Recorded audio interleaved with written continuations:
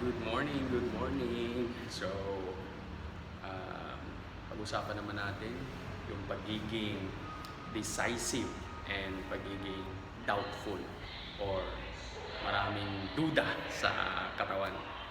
So, ano ba yung benefit pag decisive ka? And ano yung uh, negative effect pag lagi kang puno ng duda sa katawan? No? So, una, usapan muna natin yung pagiging doubtful. Okay?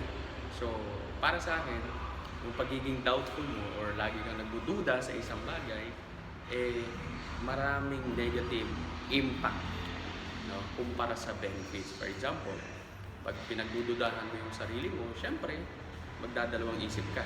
Hindi ka ngayon a-action agad. So, yung application mo, ng natutunan mo, even though kaya mo naman pala, pero since medyo, di ba, hindi ka confident, nagdududa ka, kaya ko ba to? Baka hindi ko kaya, what if ito yung mangyari? Maraming what if. So, nagkakaroon ka ng analysis paralysis to the point na yung energy mo doon na napupunta sa analyze ng analyze, and wala kang wala kang nauumpisihan, di ba? Wala kang nauumpisahan na trabaho or gawa. And it feeds itself kasi. Bakit? Pag marami kang duda na sa isang bagay na hindi mo kaya, baka baka i-reject ka or baka hindi mo ma-complete, it feeds itself to the point na magiging normal na sa'yo na wala ka talagang na-achieve. Kasi example, pinagdududahan mo yung sarili mo na hindi ko to gagawin kasi ito yung mangyayari, baka ito yung mangyayari. So, it reinforced that belief na hindi mo makukumpleto yung isang bagay kasi hindi mo nasisimulan. To the point na natatapos na yung araw na wala kang may na-achieve. So, pag wala kang na-achieve, nasa utak mo lang lagi, di ba, wala kang natatapos din, wala kang nagagawang productive. O pag walang productivity, anong feeling mo? Di ba? Feeling mo useless ka, feeling mo down ka, feeling mo depressed ka. Tama? Emotion, most likely, nakadepende yan sa motion natin. Diba? So, malalaman mo yan pag, for example, nasaktan ka or medyo may nangyaring isang bagay na hindi ka aya-aya sa family mo, sa relationship mo. Try mo lang mag-exercise.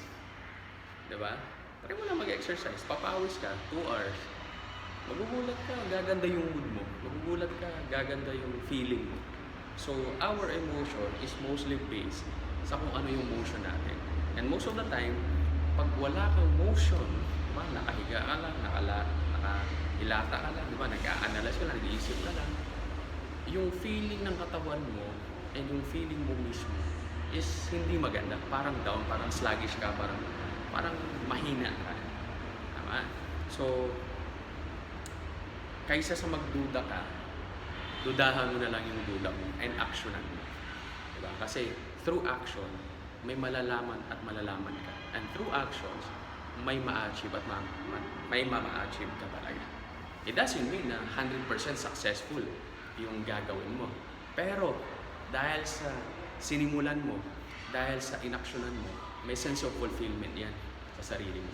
And yung maliit na sense of fulfillment na yan and sense of joy na naitawid mo yung sarili mo at na-push mo talaga na gawin yung isang bagay na hindi mo normal na ginagawa, eventually, magkakaroon ka ng self-confidence, self-conviction, and self-control. So doon na ngayon magmumula yung power mo.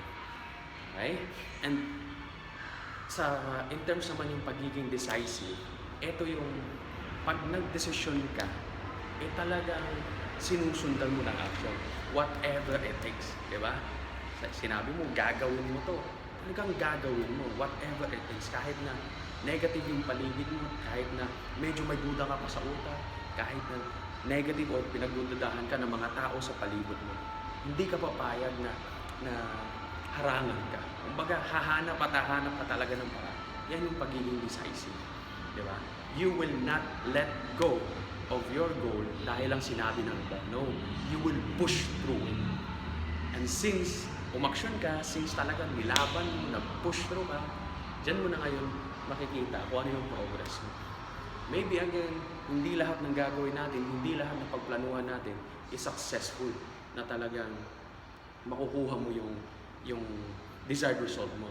Pero one thing I'm sure, mag-grow ka, magpo-progress ka. And dahil sa growth mo na yun, and sa progress mo na yun, hindi mo mamamalayan, hawak-hawak mo na pala yung goals mo. Diba?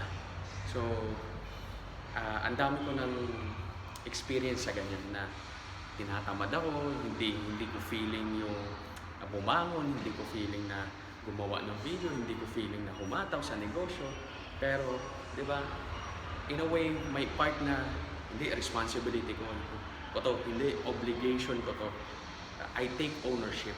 So, napupush yung sarili ko. And after that, na kahit paano na-push ko yung sarili ko, doon na ako naghahanap ng inspiration. Diba? Iniisip ko yung mga goals ko, iniisip ko yung gaano ba kaganda, gaano ba ka-enjoyable yung process, and ano ba yung reward na nag-aantay sa akin at the end of this. So, doon ako na-inspire, doon ako mas lalong nanggigigil, and eventually, di ba, dahil sa decision ko na yun na bumangon, na maligo, magbihis, eventually, automatic na yung sunod-sunod na nangyayari na gagawin ko. So, yun yung decisive action.